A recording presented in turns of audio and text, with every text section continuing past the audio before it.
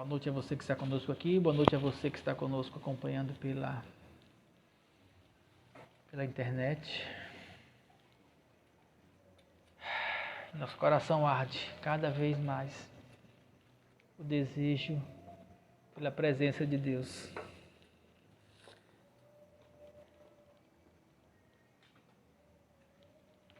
Aí os legalistas, os religiosos falam assim, mas Deus não está aqui? Deus não está em todo lugar? Deus não está em mim? Sim. Deus está em todo lugar, porque Ele é onipresente. Deus está em mim, através da pessoa do Espírito Santo. Deus está em você, Deus está em nós.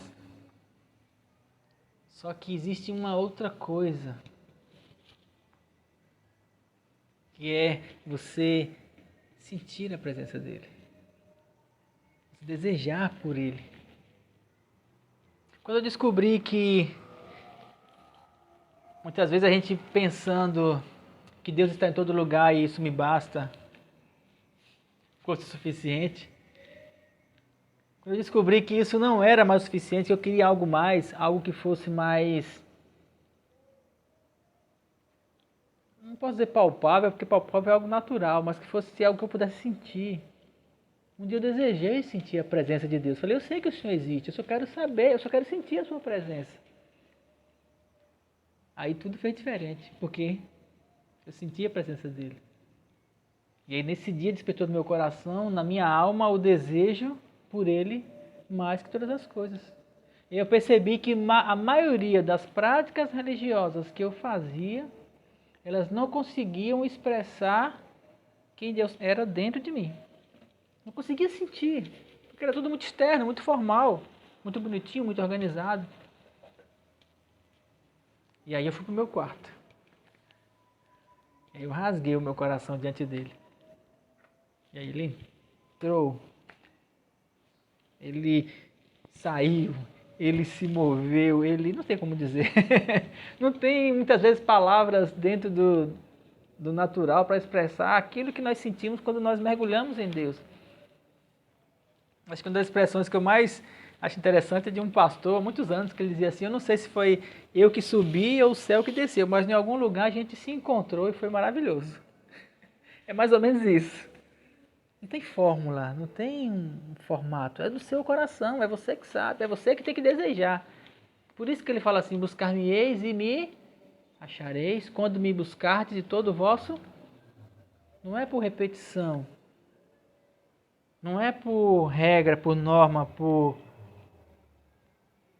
ensinamentos de homens que se aprendeu maquinalmente. É por desejo. O que tanto você deseja?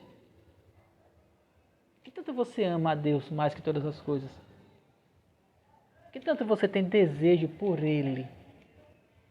Quanto mais você tem esse desejo por Ele, pela presença dEle, pelo Shekinah, pela manifestação da glória de Deus no seu interior, quanto mais você tem esse desejo, mais a glória de Deus ela se manifesta em você, mais o céu se abre e mais você compreende o que é o mundo espiritual. Alguns homens compreenderam isso de uma forma muito intensa na Bíblia. De Moisés a Davi, a Isaías, a Ezequiel, Paulo, mulheres também, para não dizer que eu estou sendo machista, né? Sara, Raabe, Ruth, Débora, tantas outras no decorrer da história. Maria, conseguiram compreender isso.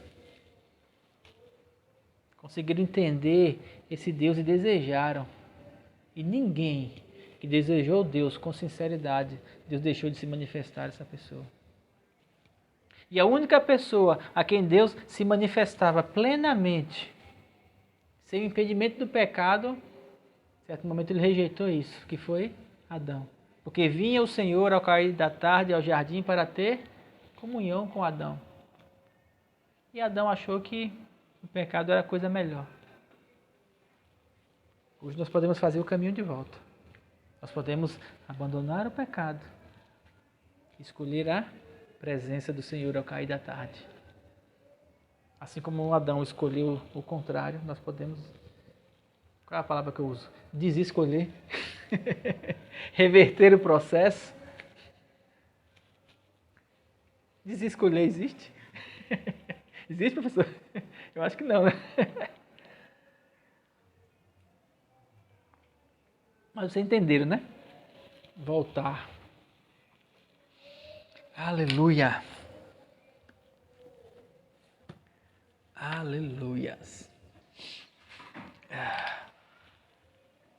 Existem algumas palavras que estão em moda hoje, que os coaches, eles usam muito palavras como imersão, ativação, pega o código, power. Esses jargões que eles usam são palavras que procuram trazer um certo impacto para poder tentar fazer em você, ou em mim, ou em quem escutar, uma coisa muito simples. Tentar causar uma mudança de comportamento. Quem assistiu alguma palestra motivacional, tudo muito simples. O cara fala e diz assim no final: agora só depende de você. Fiz isso, fiz aquilo outro, agora a chave da mudança, os códigos secretos que fazem alteração na sua vida estão em você. Você é responsável pela ativação. E aí ele vai falando, seja lá do que for, da riqueza, da prosperidade, da felicidade, tem essas coisas todas. Hoje eu vou usar uma dessas palavras que se chama ativação. Só que eu quero trazer isso para um outro lado. Eu quero incentivar você, eu quero mostrar para você como fazer uma ativação espiritual. Inclusive eu vi até algumas pregações ou palestras, eu fico na dúvida com esse título hoje em dia, de ativação espiritual. E eu fiquei pensando o que seria ativação espiritual.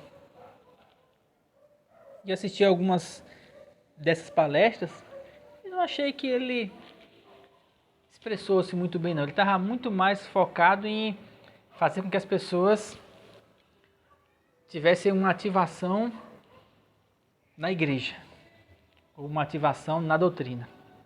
Uma ativação em alguns aspectos até psicológicos, né? Mude a chave da sua vida, faça essas coisas aí que você vai ser diferente. Na verdade, vos digo que sim, em uma coisa eles estão certos. Toda alteração, toda modificação, tudo aquilo que você precisa para ser um novo você está em você. Porque tudo é questão de escolhas. Suas escolhas, sua vida, suas escolhas, seus erros, seus acertos. E aí, fazer as escolhas de maneira diferente requer uma mudança de entendimento, uma mudança de pensamento. Que aí tem uma grega, metanoia, mudança de mente, mudança de pensamento. Você pensar de uma maneira diferente de como você pensava antes. Enxergar as coisas de uma outra maneira. E ainda que isso seja hoje em dia algo muito comum de se falar, é algo que já está escrito aqui há muito tempo. E aí eu quero usar isso para fazer você compreender o que seria uma ativação espiritual. Como ativar o espírito, como ativar o seu ser espiritual. Ou como desenvolver a espiritualidade. E por que isso é importante? Porque se nós somos espirituais, ou se nós queremos ser espirituais, devemos andar como tais. E para andar como tais, nós temos que mudar o pensamento. Então, para começar, um versículo bastante conhecido, Romanos 12, 1 e 2. Paulo, quando escreve aos Romanos, e a carta dos Romanos para os dias de hoje é uma das mais claras para a gente entender sobre a vida espiritual. Aconselho a você a ler a carta aos Romanos todinha, com calma, marcando, riscando. Quando não entender um versículo, volte lá. Se você nunca leu Romanos todo, é uma carta, lê ela toda. Procure entender essa carta. É a primeira carta depois de Atos. Vem os evangelhos, vem Atos dos Apóstolos, e aí Paulo começa então com as cartas que ele escreveu. E essa carta ele escreveu para Roma, para a igreja de Roma. Fala carta aos romanos, mas é carta à igreja de Roma. E ele fala sobre várias coisas levando aquelas pessoas a entenderem de fato o que é o espiritual. E no versículo 12, já perto do final, porque o livro acaba em 16, 16, então no 12 ele fala assim: rogo-vos, pois, irmãos, Romanos 12, 1 e 2. Rogo-vos, pois, irmãos, pela compaixão de Deus, que apresenteis o vosso corpo em sacrifício vivo, santo e agradável a Deus, que é o vosso culto racional. Então Paulo aqui, ele está definindo o que é culto, que é bem diferente daquilo que a gente entende hoje como culto. Esse dia eu estava vendo uma palestra de um pregador tradicional, bem famoso, bem tradicional, batista, presbiteriano, e perguntaram a ele assim: mas na verdade o que é para ser feito no culto? Porque hoje em dia tem tantas coisas que se faz no culto, né? De banda tocando várias músicas e luzes piscando, a apresentação de danças, a teatro, a várias participações de cantores, de pregação, de profecias, de gente falando em línguas, de expulsando demônio. No momento do culto, naquelas 1, 2, 3 ou em algumas igrejas 4 horas que está o culto, perguntaram a ele o que é que faz parte realmente do culto e o que é que não faz parte do culto. E ele falou assim: olha, na Bíblia, no Novo Testamento, se a gente for olhar, são duas coisas só que assim a gente pode dizer que faz parte do culto, da reunião, da igreja, da assembleia, da eclésia, que é a igreja. Duas coisas. Quando eles se reuniam, eles falavam a palavra. Na verdade, três coisas, desculpe. Eles se reuniam para conversar da palavra, para pregar, para ensinar sobre a palavra. Eles faziam orações e tem alguns exemplos em que eles cantavam louvores. Como a igreja cristã, ela tem um fundamento na religião judia, no judaísmo. Então, no judaísmo tinha todo um cerimonial sacerdotal, de que o homem pegava, o sacerdote pegava a ovelha e fazia o sacrifício. Tinha todo um protocolo de funcionamento que ia desde quando você chegava na porta do templo até a hora que a oferta era apresentada. E algumas pessoas tentam colocar isso para hoje, mas ele fala assim: olha, na verdade, nem em relação à igreja, o que se tem é isso: palavra, oração e música, louvores. Aí ele falou assim até: na nossa denominação, então que já tem 200 anos de história, nós temos uma liturgia que funciona, que tem os elementos que devem ser colocados. Então as igrejas que estão nessa denominação, elas seguem essa liturgia. Assim como as igrejas católicas também, ela tem a sua liturgia. E aí estão falando sobre essa questão do que é culto, mas Paulo, ele fala assim: apresenteis os vossos corpos em sacrifício vivo, santo e agradável. Então o que é cultuar? Cultuar é você se apresentar diante de Deus. Onde? Como? Quando? Onde? Qualquer lugar. Quando? Quando você quiser. Como? Como sacrifício.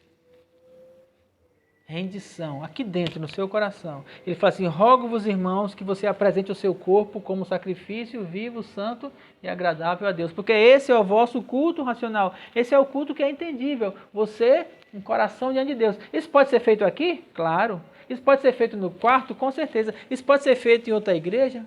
Pode. Aí você pergunta assim: pastor, onde você já cultuou? Eu já cultuei numa igreja católica. Fui com um amigo lá. Enquanto ele fazia esqueci a palavra que eu falei esse instante. Seguia a liturgia, eu sentei e fiquei lá adorando a Deus. Ó Senhor, muito obrigado, porque o Senhor é maravilhoso, eu te adoro. Aqui está o meu coração, diante da tua presença. Eu estava cultuando. Não é o local, é o coração que determina que tanto você cultua ao Senhor. Amém? Versículo 2: e não vos conformeis com este mundo, mas transformai-vos pela renovação do vosso entendimento. E aí eu quero grifar aqui que a palavra não está transformai-o, como alguns dizem. A palavra está transformai-vos. Traduzindo, Não mude o mundo, mude você. Transformai-vos pela renovação do vosso entendimento. Transformai pela renovação do seu entendimento. Mude a sua forma de pensar. Procure entender de fato como as coisas são. E aí nós estamos falando em termos espirituais, para que você mude a sua forma de pensar.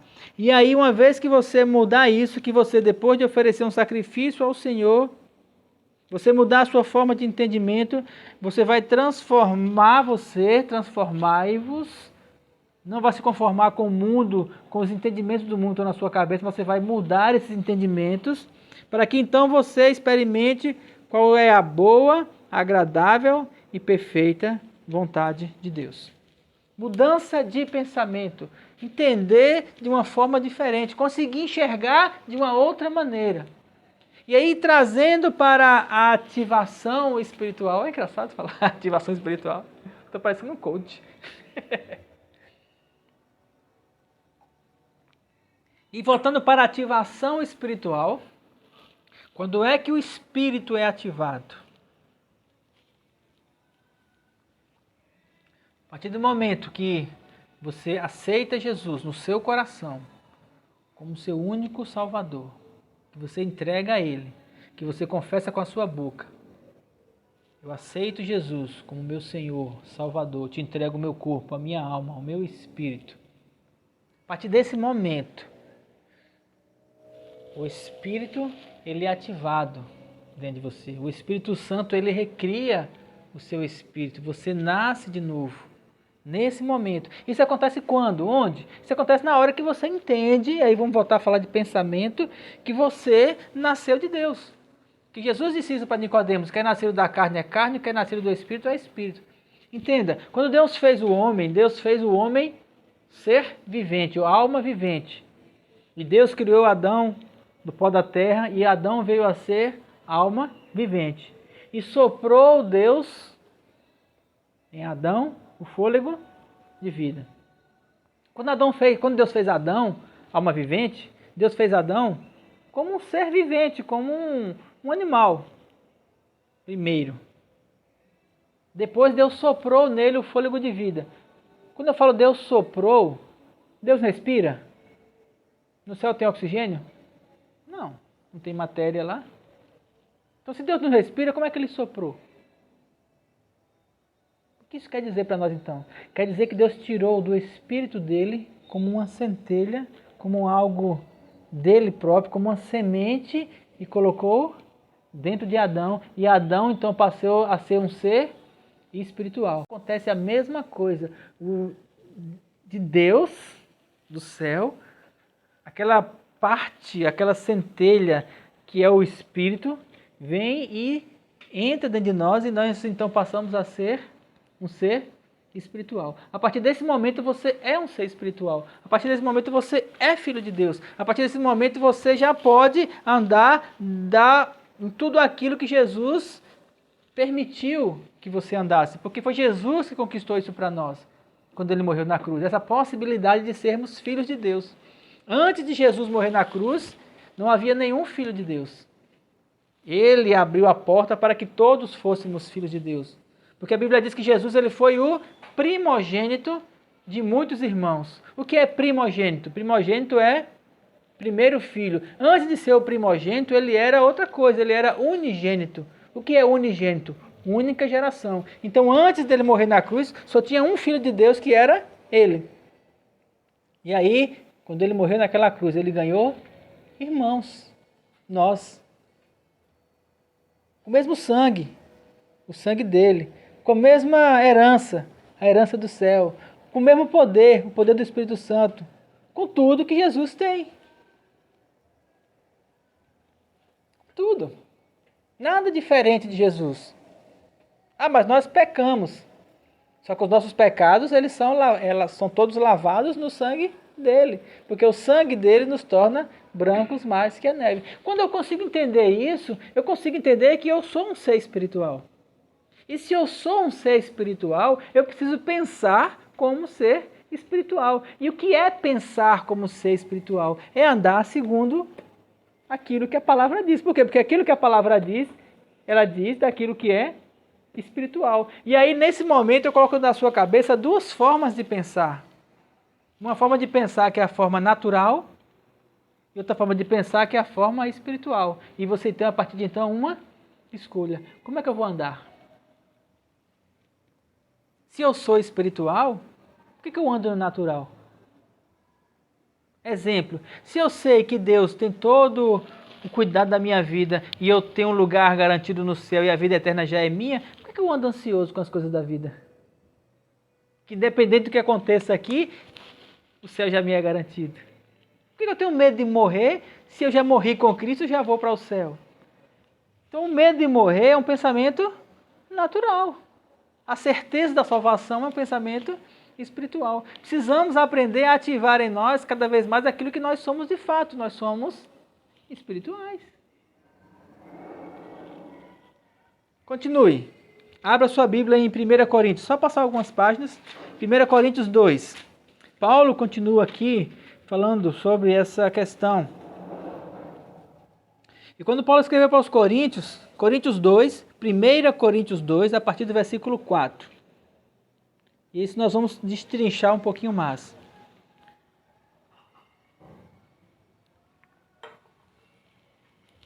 Paulo ele procurou o tempo todo trazer para os cristãos daquela época esse entendimento daquilo que é natural, daquilo que é espiritual. Por quê? Porque nós precisamos andar como seres espirituais. Jesus andou como um ser espiritual. Como que ele andou como ser espiritual? Ele teve fome, fome é natural. Ele estava jejuando, e o diabo chegou e falou assim, você está com fome? Você não é o filho de Deus? Manda que essas pedras se transformem em pão? Natural. E ele podia até usar de um poder natural, espiritual, para trazer o natural. E ele falou assim, nem só de pão viverá, mas de toda palavra que procede da boca de Deus.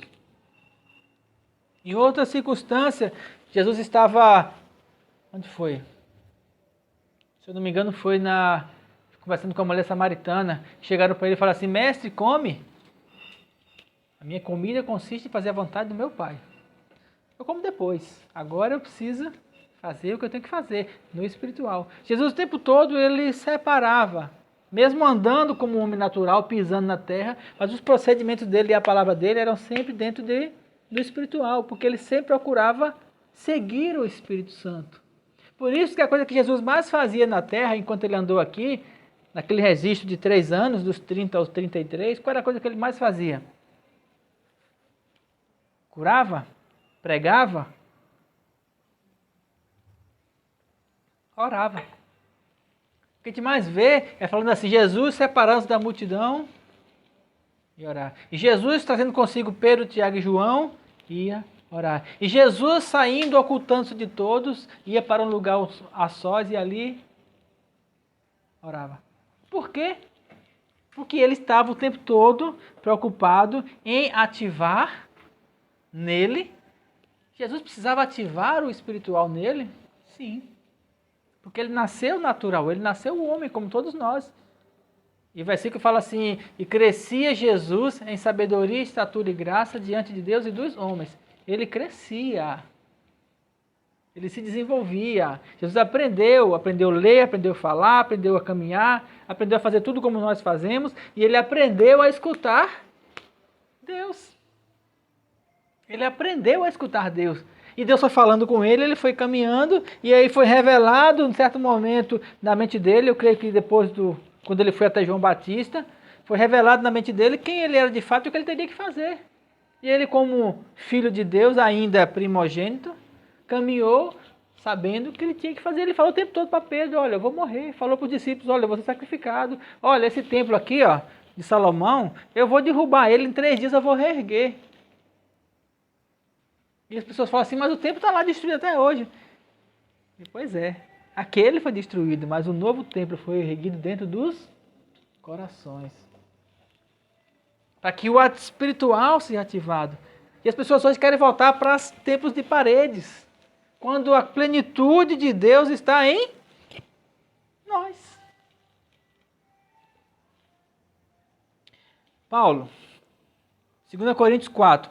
A minha palavra e a minha pregação entre vocês não consistiram em palavras persuasivas de sabedoria humana, mas em demonstração de espírito e poder.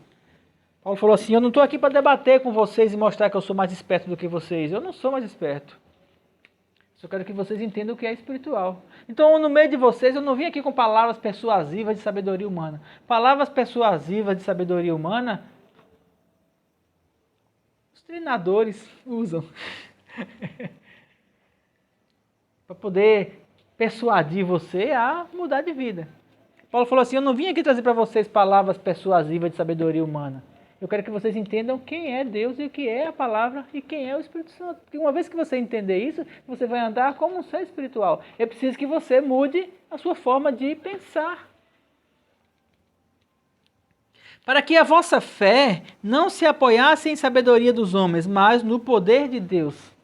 Paulo está dizendo aqui, olha, eu posso discutir com vocês o tempo todo, mas eu não quero que a sua fé se apoie nas discussões. Eu quero que a sua fé se apoie em Deus. E a única forma da sua fé se apoiar em Deus é você tendo comunhão com Deus.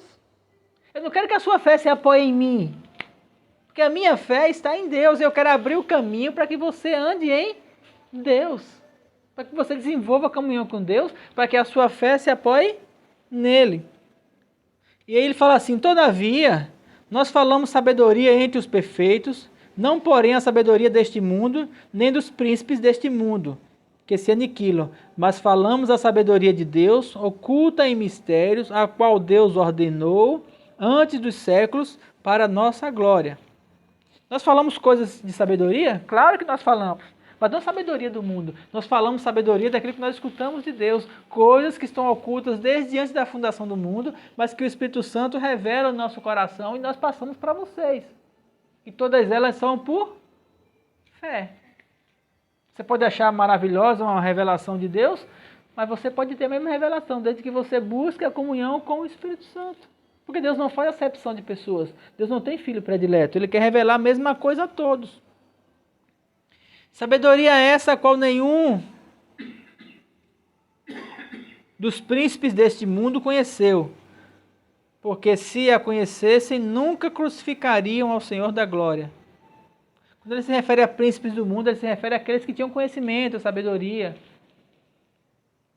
Hoje em dia você vê muitos textos, muitas palestras, muitos vídeos sobre homens que têm inteligência, que conseguem ler muita coisa, discernir muita coisa. Só que muitos desses homens hoje fazem aquilo que os príncipes daquela época fizeram, sacrificam ao Senhor. Ou seja, matam o Senhor nos seus corações. Sabe por quê? Porque a sabedoria humana, a lógica do pensamento humano, ela aniquila Jesus. A lógica do pensamento humano, seja ele filosófico, psicológico, sociológico, ele aniquila, mata. Claro que mata. Porque ele vai de encontro à fé, porque a fé é louca.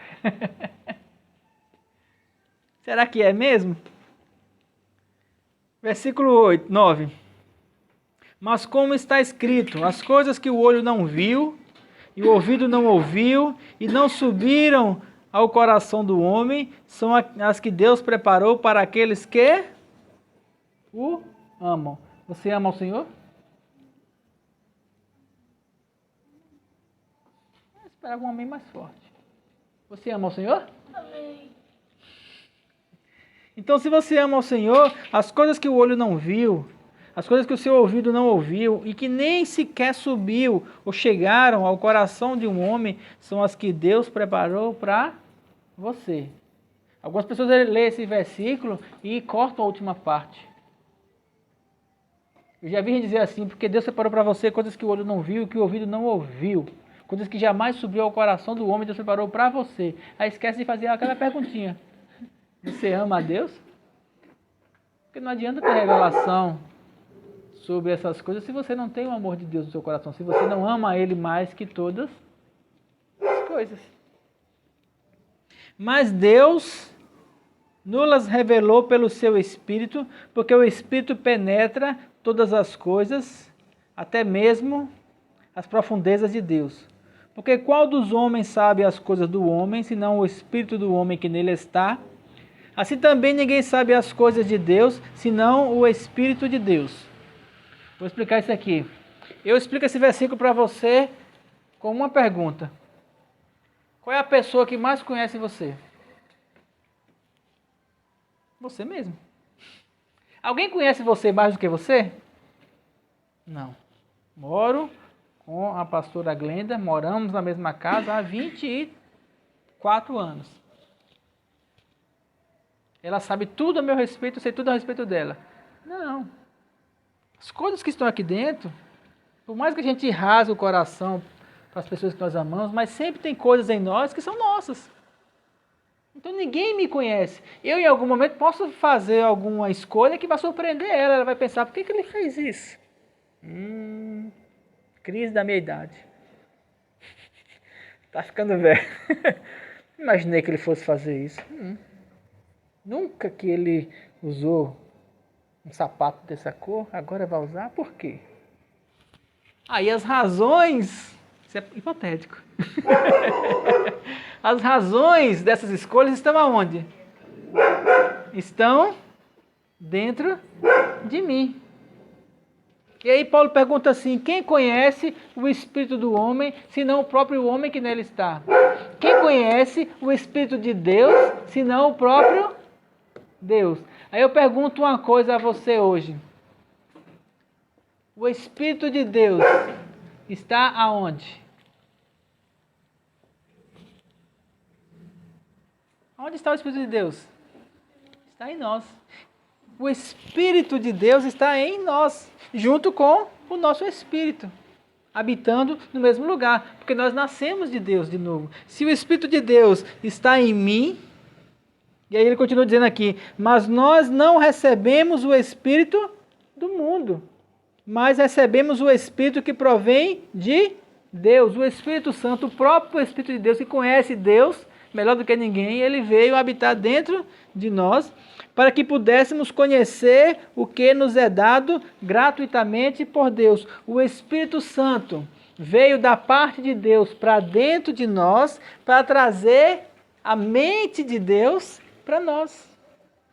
O Espírito Santo veio da parte de Deus para dentro de nós, para trazer aquilo que é espiritual para nós, para que nós não andássemos mais como homens naturais e começássemos a andar como seres espirituais. A função do Espírito Santo ter vindo do céu e habitar em nossos corações é para que aquilo que Deus é, aquilo que Deus sabe, aquilo que Deus tem, viesse para nós e nós pudéssemos ver, saber e ter e entender aquilo que Deus é. Porque o Espírito Santo está em nós plenamente para trazer tudo aquilo que é de Deus para nós. E o que é que nós precisamos fazer? Precisamos simplesmente aprender a ativar isso dentro de nós. Ativar, ligar a chave, usar o código, como é que mais os termos que se usa? Mas tem como fazer isso? Tem. Eu vou dizer daqui a pouco. Continuando. Aos quais também falamos não com palavras de sabedoria humana, mas com as que o Espírito Santo nos ensina, comparando coisas espirituais com as coisas espirituais. Por que ele falou que comparar coisas espirituais com coisas espirituais? Sabe por quê? Ora, o homem natural, e esse versículo aqui é muito importante, ele não compreende as coisas do Espírito de Deus, porque lhe parecem loucura. E não a pode entendê-las, porque elas se discernem espiritualmente.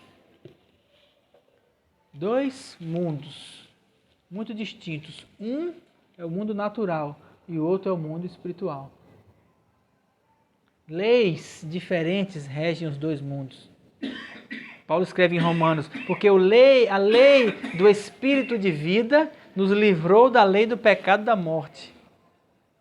São princípios diferentes que regem os mundos. E quando você começa a andar, quando você ativa, quando você começa a compreender aquilo que é espiritual, duas coisas começam a acontecer na sua vida. A primeira delas é, tudo é possível ao que crê. E quando a Bíblia fala tudo, ela está dizendo tudo. Você pode quebrar todas as leis da física. Inclusive a lei da morte foi quebrada várias vezes por Jesus e por vários outros. Pessoas que morreram e ressuscitaram. Quais as leis que podem ser quebradas? Quais exemplos tem na Bíblia? O sol parou para Gideão. Elias orou para que chovesse, não choveu. Jesus andou sobre as águas. Elias foi levado numa carruagem de fogo. E aí tem aqueles vários exemplos na Bíblia. Em situações em que as leis da física foram quebradas. Leis que funcionam para o mundo natural. Mas nós somos espirituais. Por isso que nós cremos na cura. Por isso que nós cremos no poder de Deus. Por isso que nós cremos na vida eterna. Porque nós somos espirituais. Ora, as coisas se discernem. Aquilo que é natural daquilo que é espiritual. São duas formas de pensar diferentes. Então nós precisamos aprender como andar no natural, mas entendendo as coisas espirituais. E aí vem a segunda coisa. Primeiro que nós vamos andar em todas as coisas, porque tudo é possível ao que crê. E segundo que nós vamos ser chamados de loucos. Claro que é louco. Você acreditar em qualquer coisa que possa quebrar princípios que foram estabelecidos desde o Big Bang. Claro que sim, que somos loucos. Só que isso é por fé. Tudo que é espiritual, todas as coisas que são espirituais, elas são por fé. O Espírito Santo está em você? Amém? Como você tem como me provar isso? Não tem. Eu creio que está em você, assim como eu creio que está em mim. Ah, eu sei. Mas como que eu sei? Eu sei. Mas como que eu sei? Eu sei. Então me explique. Só posso explicar pela palavra, não com palavras persuasivas de sabedoria humana. Eu só posso dizer que está escrito aqui. Se está escrito aqui, então eu creio. E se eu creio, assim é.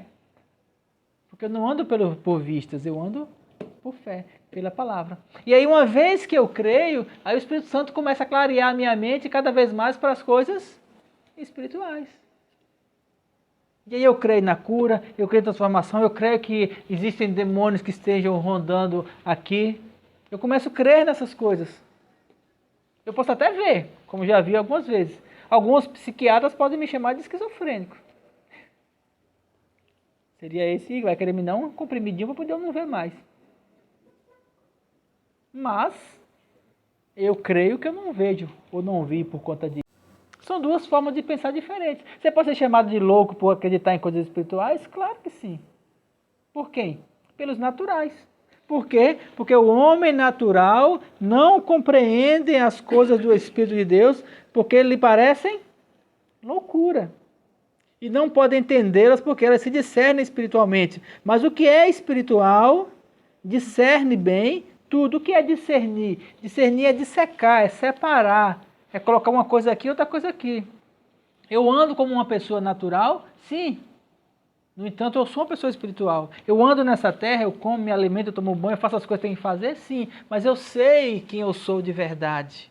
Aqui dentro eu sou um ser espiritual e eu ando pelo Espírito. Eu sei que eu sou filho de Deus. Eu sei que quando eu fechar os meus olhos nessa terra, eu vou abrir lá. Quando eu fecho os meus olhos para dizer assim, poderoso Deus, eu estou imaginando aquele Deus.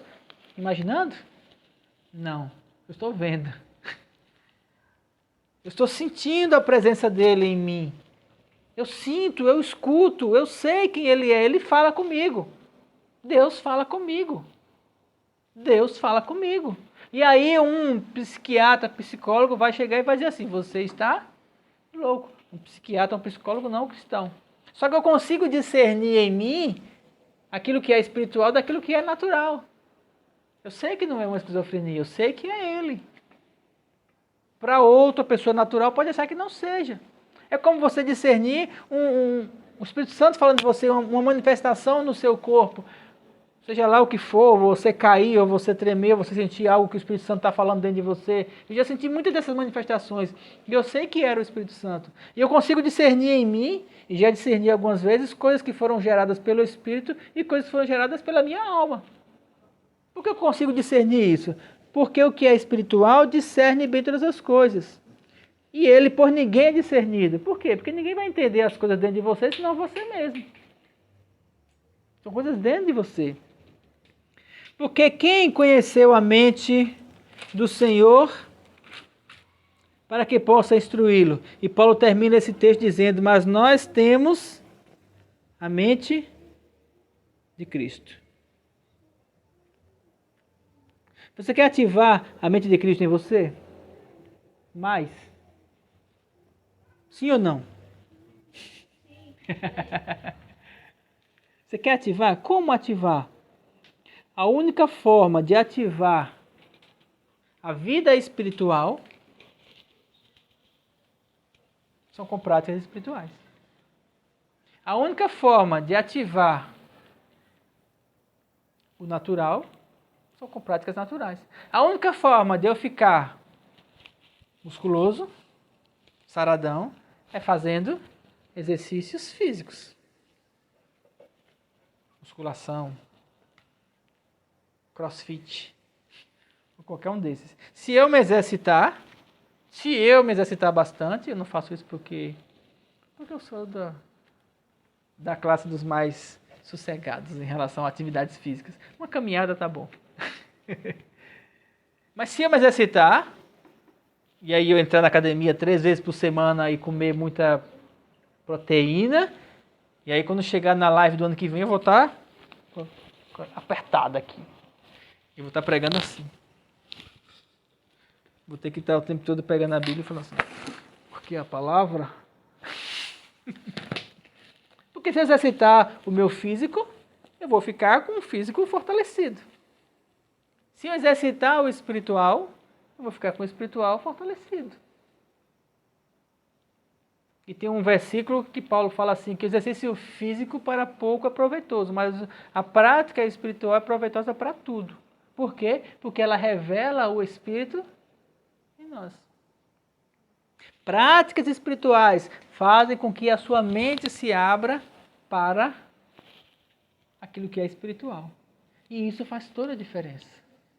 Entender o espiritual traz dentro de nós a compreensão, e aí eu volto para Romanos 12, mudança de mente. Não vos conformeis com este mundo, mas transformai-vos pela renovação do vosso entendimento, para que você compreenda a vontade de Deus, que é boa, agradável e perfeita. Quando eu entro em práticas espirituais, as coisas naturais, elas ficam menores. Quando eu busco, e eu não estou falando de buscar simplesmente uma prática religiosa, e aí é uma diferença entre buscar uma prática religiosa e buscar uma prática espiritual. E qual seria essa diferença? A diferença é a prática religiosa, ela está na dependência de alguma pessoa, de algum ritual. Uma prática religiosa, ela depende de outro. A prática espiritual, ela depende de mim. A prática religiosa ela é externa, eu dependo de alguém, eu preciso de um sacerdote, de alguém que vá e interceda por mim diante de Deus. A prática espiritual me mostra que o Espírito Santo está em mim e que eu sou o sacerdote dentro de mim e eu posso me conduzir até a presença de Jesus e ele então, que é o sumo sacerdote, me conduz à presença do Pai. Isso está em Hebreus, não estou inventando não. Não existem mais sacerdotes hoje. Ah, mas e os pastores são o quê? Pastores são guias. Os dons ministeriais são convites ao aperfeiçoamento do corpo. Pastores, profetas, apóstolos, evangelistas, todos eles são homens que têm que direcionar você até Deus. A minha função é direcionar você para Deus. A minha função é incentivar você a mergulhar mais em Deus. A minha função como pastor é levar para você pasto e água. Mas quem tem que comer é você. Pastor não é igual passarinho. Pastor de ovelha não é igual passarinho que mastiga e coloca na boca dos filhotes. E mesmo assim, se colocar, são eles que têm que engolir. E isso em um determinado período. Um período muito curto. Depois eles têm que bater asa e aprender a comer sozinho. Então não existe uma relação de dependência no reino de Deus. Não de uns para com os outros, tira assim de, eu sou o pastor e eu tenho que estar sempre expurgando seus pecados, orando por você. Não, essa não é a função do pastor. A função do pastor é levar a ovelha para comer o pasto e beber a água, e depois colocar ela no aprisco, cuidar, zelar, tratar das feridas. Mas quem produz para o dono do aprisco é a própria ovelha. E é a ovelha que tem que mastigar. É você que tem que correr atrás. É você que tem que buscar. É você que tem que mudar a sua mente para descobrir o que Deus tem para você. Entenderam? E você pode chegar em qualquer lugar que você quiser em Deus. Uma vez que você ativar aquilo que é espiritual, o dom de Deus que há em você, porque todos nós que temos o Espírito Santo temos um dom de Deus, todos temos. Deus não deu para um e deixou de dar para outros. Todos temos. O problema é o ativar isso. Todos podem crescer em Deus, todos podem ter comunhão, todos podem andar por fé. Todos que já têm o Espírito Santo, que aceitaram Jesus, que passaram pelo batismo, todos esses que tiveram esses atos de fé, o Espírito Santo está lá esperando para que você seja ativado. Em Romanos 8 fala assim, porque toda a criação aguarda a manifestação dos filhos de Deus. Geme e aguarda a manifestação dos filhos de Deus. O mundo natural espera que os filhos de Deus se manifestem como filhos de Deus. O mundo natural, ele aguarda, todas as criaturas, elas aguardam que todos nós nos manifestemos da mesma maneira que Jesus se manifestou. Você pode curar as pessoas. Você pode orar pelas pessoas, você pode batizar as pessoas, você pode trazer vida às pessoas, você pode levar uma palavra de salvação para as pessoas. Você pode tirar a tristeza do coração das pessoas, sabe por quê? Porque você já tem o Espírito. Você pode ativar o espiritual nas pessoas, desde que ele esteja ativado em você. Não sou só eu que tenho que fazer isso. Você também pode. Mas é mais cômodo quando o outro faz, né? Não é mais fácil, né, quando o outro faz? Então deixa lá que ele resolve. E aí entra a metanoia, a mudança de entendimento sobre aquilo que é espiritual. Andar naquilo que é espiritual. E aí quando você vai lá para Coríntios, passa umas páginas aí, Coríntios 14, Paulo fala sobre os exercícios espirituais e as práticas espirituais, essas que estão aqui o tempo todo, nesse banner aqui atrás, nas minhas costas, e que eu faço questão de que eles estejam aqui o tempo todo, é para que as pessoas vejam isso e entendam que essas práticas, isso não são dogmas, isso não são só simplesmente doutrinas, são práticas, está ali em cima, práticas. Práticas é algo que é para ser feito, realizado, exercícios. Não são só princípios, são práticas espirituais, para que você ande nelas, para que você ative aquilo que é espiritual. E aí, dessas práticas, as 3 primeiras são de fundamentais importância. Em Coríntios 14, Paulo fala assim, segui o amor e procurar o que fala em língua estranha, não fala aos homens, mas a Deus, porque ninguém o entende, e em espírito ele fala mistérios. Versículo 4. O que fala em língua estranha edifica-se a si mesmo. O que profetiza edifica a igreja. O que fala em línguas estranhas edifica-se a si mesmo. Você é um ser espiritual. O Espírito Santo está em você. Quando você fala em língua, você está ativando o Espírito Santo dentro de você. Você está dando espaço para que ele abra. Ah, mas eu não entendo. Não é para entender não, é loucura. É um acorde doido, é um acorde doido.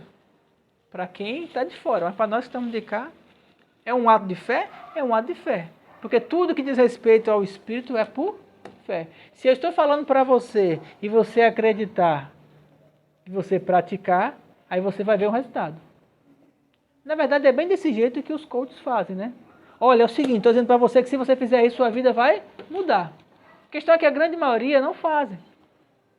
Grande maioria não faz. Você tem palestras aí com milhões de pessoas.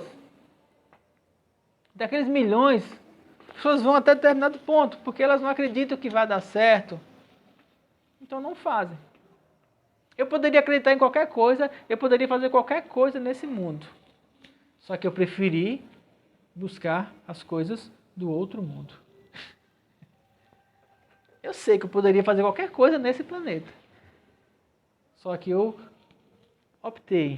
escolhi por buscar a Deus. Eu optei por buscar pelo que é espiritual. Eu optei por entender quem é o Espírito Santo. E aí ele começou a abrir o meu entendimento para as coisas espirituais. E uma das formas que eu optei foi quando eu tinha 20 e poucos anos e eu entendi que aquele que ora em línguas edifica-se a si mesmo e falei assim, eu quero ver até onde isso vai dar. Um dia eu falei assim, eu quero ver até onde isso vai dar. E eu comecei a me trancar no meu quarto e comecei a orar em línguas. Nossa. Cheguei até aqui hoje. Estou na metade do caminho. Eu tenho pelo menos mais 40 anos pela frente para poder continuar vivendo isso aí. No mínimo. Falei para Deus que com uns 90 tá bom. Se Ele quiser esticar um pouquinho mais. Então, a ativação do espiritual em você vai depender de você. A oração em línguas ativa, aquilo que é espiritual, ativa. Outra coisa que ativa é o quê? Meditação na palavra. Lê a palavra. Lembre-se que o Espírito Santo está em você. E o Espírito Santo dentro de você, ele vai trazer o entendimento daquilo que é espiritual. Não é um entendimento teológico. Não é sabedoria do mundo. Por isso que Paulo falou naquele versículo, eu não estive entre vós trazendo palavras persuasivas de sabedoria humana. Eu não vim aqui para debater teologia. Eu parei de debater teologia com as pessoas. Hoje mesmo eu fui no mercadinho, encontrei um conhecido e ele começou a falar sobre fim do mundo, de que a vacina era o sinal da besta, aquela coisa toda, e começou a vir com um bocado de teoria teológica lá e tal.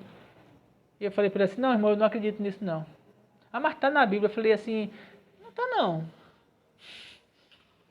Mas aí se a gente fosse sentar para debater o que é que tá, o que é que não tá, ia ser complicado. Eu preferi ir no mercadinho, comprar minhas coisas e voltar para casa. Ó, tô indo, viu? Eu tenho aqui, tô com pressa. Faz tempo que eu parei de debater teologia. Quando a pessoa não acredita na forma que eu estou falando, sabe o que eu faço? Não vou deixar de amar você, espero que você não deixe de me amar.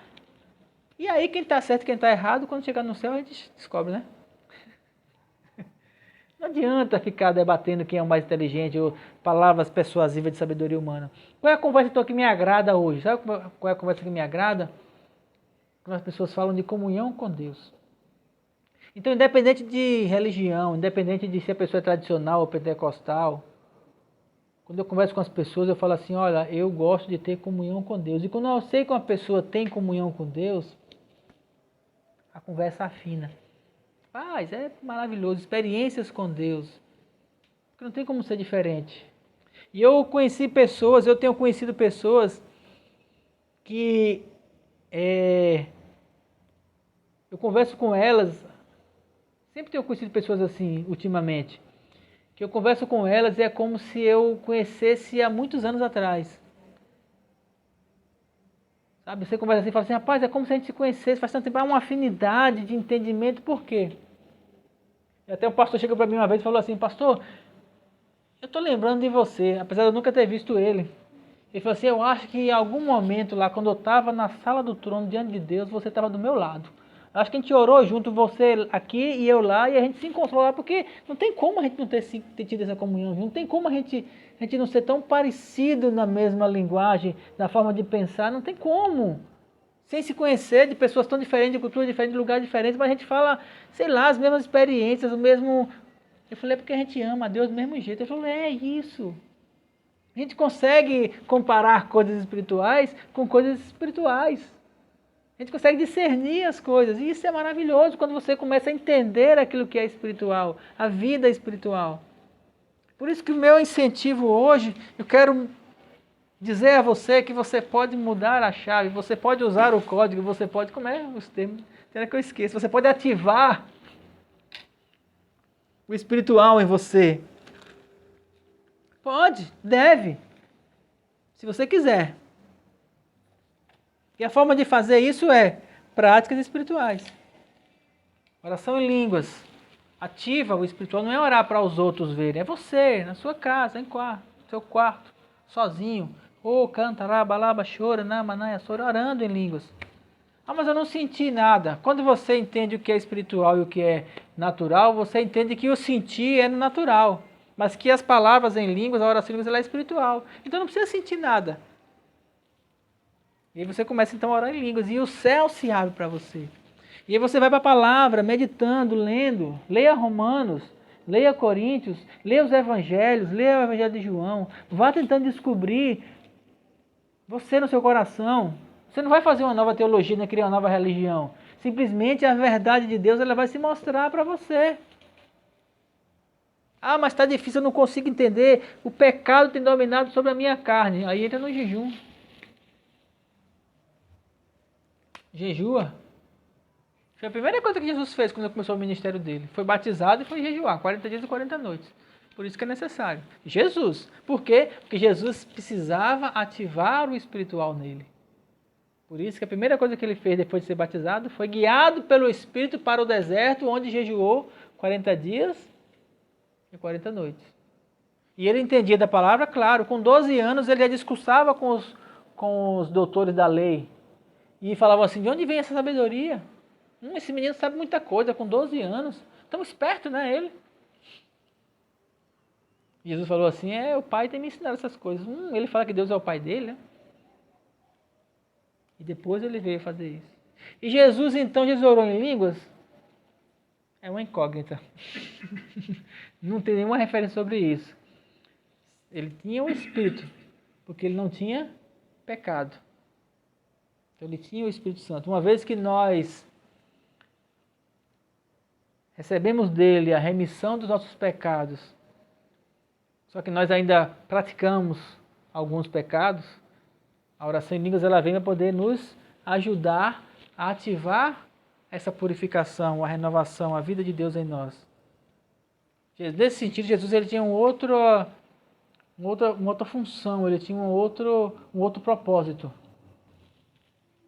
E aí tem uma discussão em cima disso, que eu não vou entrar nesse método porque isso aí é teologia. Teologia perde muito tempo e é estressante. Se a Bíblia não fala, então ela não fala. Mas uma vez que o Espírito Santo veio até nós, no dia de Pentecostes, e os homens então começaram a falar em línguas, e Paulo deixou para nós as instruções sobre como a oração em línguas edifica, não só Paulo, como Judas, deixou as orientações de como a oração em línguas edifica, então é uma prática para a nossa edificação pessoal, uma prática espiritual, a oração em línguas, a meditação na palavra e o jejum. São 3 práticas que vão ativar. Como é que eu sei que isso vai dar certo? Só tem um jeito. Se você fizer. E aí para você fazer, você precisa então ativar na sua mente a mudança de chave. Você precisa deixar de acreditar e passar a acreditar. Simples assim. E o querer depende de você. O meu testemunho para você é, na minha vida tem dado certo. Eu tenho encontrado um entendimento em Deus, eu tenho encontrado uma paz e uma condição que eu nunca imaginei que alguém pudesse ter na vida. De descanso, de realização, de entendimento, de discernimento das coisas. Nossa, discernir as coisas é muito bom. Desculpe. Quando você vê algo acontecendo assim, você consegue discernir isso, saber que aquilo ali é espiritual, e você começa a agir de maneira espiritual. Traz um entendimento diferente, traz um descanso. Desde uma enfermidade, quando você entende que aquilo ali foi colocado pelo diabo, e você no lugar de ficar só no remédio, você vai então confessar a palavra sobre aquela enfermidade. Desde quando você está liso, sem dinheiro, e você entende que Jesus, sendo rico por amor de nós, se fez pobre para que na sua pobreza nós fôssemos enriquecidos. Quando você começa a entender essa palavra e confessar ela, e a prosperidade vem para você. Desde a condição de vida aqui na terra, até o entendimento de que quando os nossos olhos se fecharem aqui, nós estaremos no céu. Todo esse entendimento, ele se abriu na minha mente, mudou a minha forma de pensar, depois eu comecei a ativar as práticas espirituais em mim. Só que não é só para mim. Hoje eu ensino isso para as pessoas. Mas aí depende de você. Somente de você. Posso lhe ensinar a caminhar no caminho onde eu tenho andado.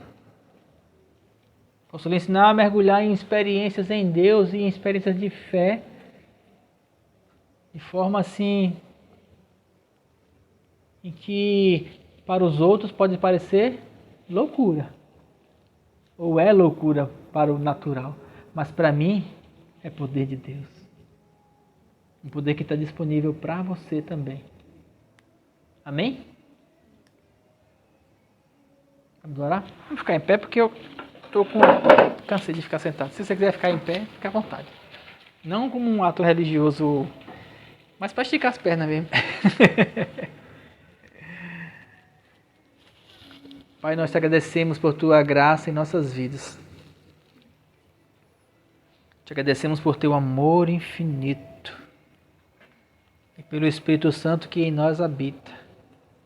O Espírito da verdade, como Jesus falou naquele dia, que Ele nos mandaria o Espírito da verdade, o Espírito que nos guiaria a toda a verdade espiritual, a verdade de que o Senhor é Rei sobre todas as coisas, que todas as coisas estão debaixo dos teus pés. Por isso nós nos submetemos à tua verdade. E assim como Paulo falou em Romanos, nós entregamos ao Senhor o nosso corpo, a nossa mente e o nosso espírito. Oferecemos os nossos corpos como sacrifício vivo, santo e agradável. Porque nós queremos cada vez mais compreender a tua vontade, porque ela é boa, agradável e perfeita. E nós queremos andar nela. Muito obrigado, Deus, por essa palavra. Muito obrigado por tua direção em nossos corações. Nós te louvamos e te agradecemos. Tu és um Deus maravilhoso. Tu és um Deus grandioso. Nós lançamos uma palavra sobre cada pessoa que escutou essa pregação, essa ministração. Nós lançamos uma palavra de libertação da mente, para que as cadeias da incredulidade sejam quebradas, toda fortaleza religiosa construída na mente das pessoas seja quebrada em nome de Jesus e haja libertação para um novo entendimento de vida espiritual. Que haja libertação para o novo entendimento de práticas espirituais. Que haja uma libertação para um aprofundamento da comunhão com o Senhor. Nós ministramos, Pai, sobre essas pessoas. Libertação para que os olhos sejam abertos e possam enxergar a glória do Senhor. E possam enxergar a tua natureza. E possam pensar como o Senhor pensa. Ver como o Senhor vê. E caminhar como o Senhor quer que nós caminhemos. Muito obrigado por este dia maravilhoso. Nós te amamos mais que todas as coisas. Em nome de Jesus. Amém. Amém, queridos? Isso é tudo. Nós te agradecemos por você estar aqui conosco nesta noite. Nós agradecemos por você que participou conosco online. Deus seja louvado na sua vida e até a próxima reunião em nome de Jesus.